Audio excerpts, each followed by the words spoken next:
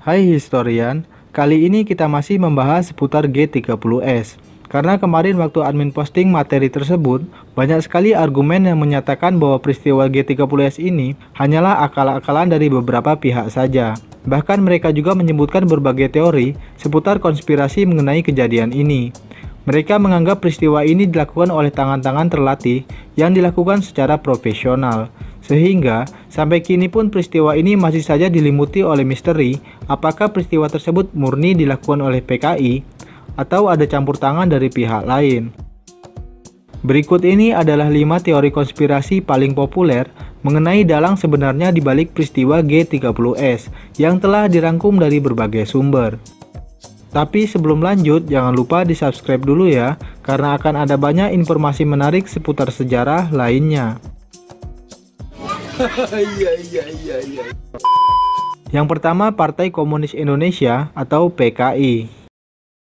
Hingga saat ini, kita telah diajarkan sejak di bangku sekolah bahwa dalang satu-satunya di balik G30S ini adalah PKI.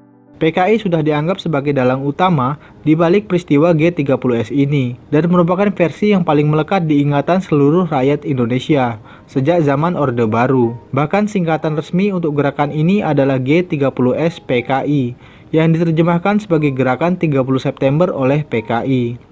Sedikit informasi bahwa selama masa Orde Baru, setiap malam tanggal 30 September, seluruh rakyat Indonesia diwajibkan untuk menonton film kolosal tentang G30S ini, dengan tujuan untuk mengenang para pahlawan revolusi. Namun, setelah rezim Soeharto tumbang, banyak sekali pendapat yang mengatakan bahwa film ini hanyalah propaganda semata.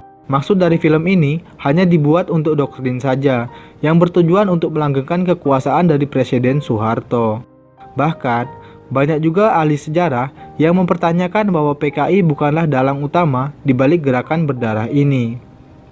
Kalau memang PKI lah yang memberontak, kenapa 3,5 juta anggotanya yang membuat PKI sebagai partai komunis terbesar ketiga di dunia setelah Cina dan juga Uni Soviet tidak ada perlawanan ketika terjadi pembersihan oleh ABRI? Bahkan seolah-olah mereka pasrah ketika mereka dituding sebagai biang keladi dalam peristiwa ini. Kemudian putusan dari Mahkamah Militer Luar Biasa hanya menyebutkan individu-individu tertentu yang dijatuhi hukuman mati atau seumur hidup dengan alasan terbukti melakukan makar, dikarenakan kebanyakan anggota PKI lainnya menyatakan tidak tahu menahu mengenai kejadian G30S ini. Yang kedua, perwira tinggi Angkatan Darat dengan PKI sebagai pemain kedua.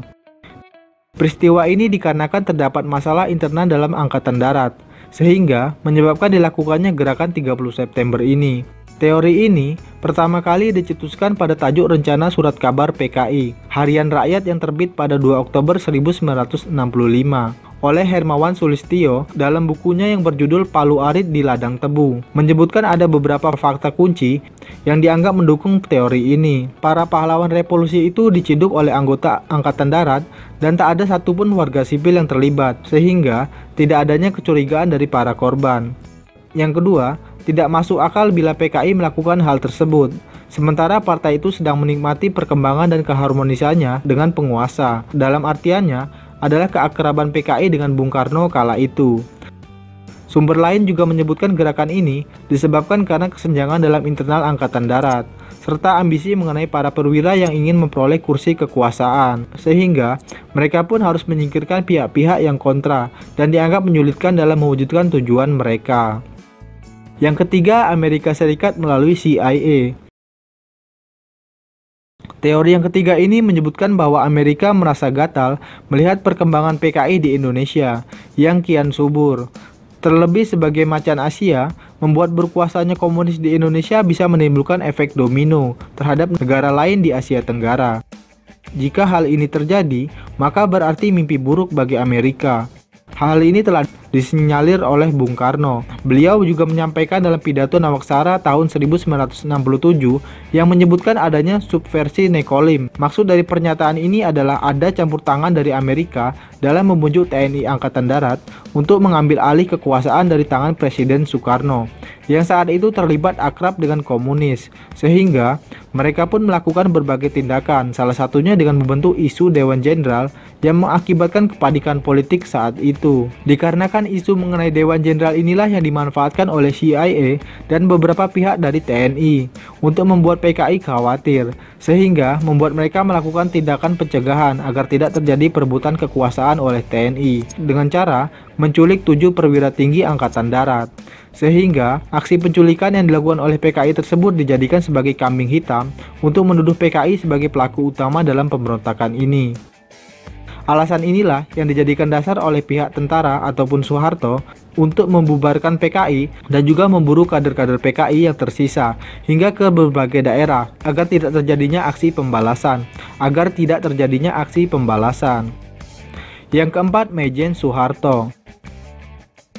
Teori ini dikemukakan oleh Kolonel Abdul Latif dalam pledoinya yang menyatakan bahwa Soeharto terlibat G30S tahun 1999 dan mengungkapkan bahwa dia melaporkan akan adanya aksi kudeta yang dilakukan oleh beberapa pihak dan peristiwa tersebut dikenal dengan nama G30S. Ia juga menyatakan kejadian tersebut secara langsung kepada Soeharto di kediamannya di Jalan Haji Agus Salim, Jakarta Pusat pada 28 September 1965, tepat 2 hari sebelum kejadian naas tersebut. Bahkan, 4 jam sebelum kejadian G30S, pada malam harinya yaitu 30 September 1965, Latif pun kembali melaporkan kepada Soeharto bahwa akan ada operasi untuk menggagalkan rencana kudeta dari Dewan Jenderal yang akan dimulai pada dini hari 1 Oktober 1965. Menurut Latif, Soeharto malah tidak melarang atau mencegah operasi tersebut.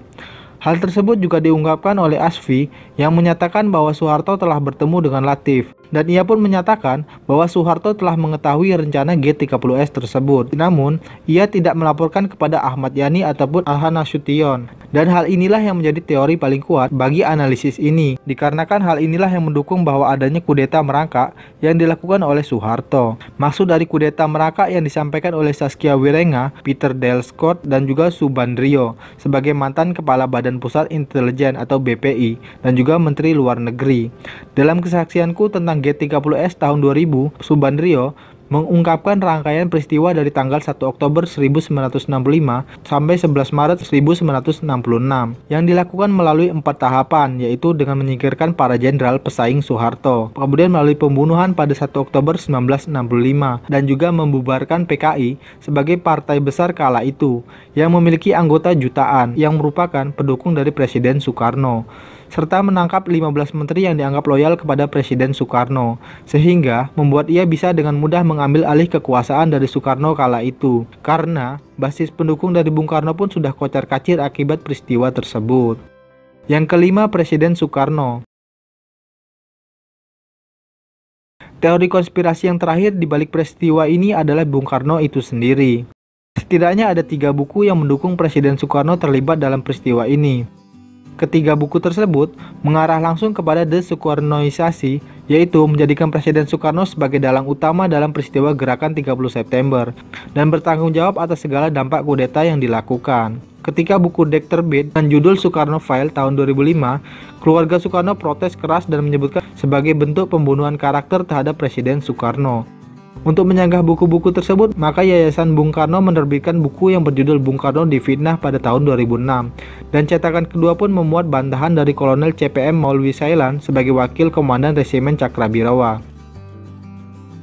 Tentu saja siapapun pelaku utama dalam peristiwa tersebut, yang jelas peristiwa pembunuhan jenderal dan juga pembantaian massal adalah peristiwa yang mencoreng hak asasi manusia. Mari kita sama-sama berikan Al-Fatihah buat para korban dalam peristiwa ini, dan semoga kejadian kelam ini tidak pernah terjadi lagi. Itulah tadi sekilas mengenai teori-teori paling populer mengenai peristiwa G30S. Menurutmu teori mana yang paling kuat? Atau kalian punya teori sendiri? Sampaikan di kolom komentar ya. Sampai jumpa di pembahasan selanjutnya. Salam jas merah.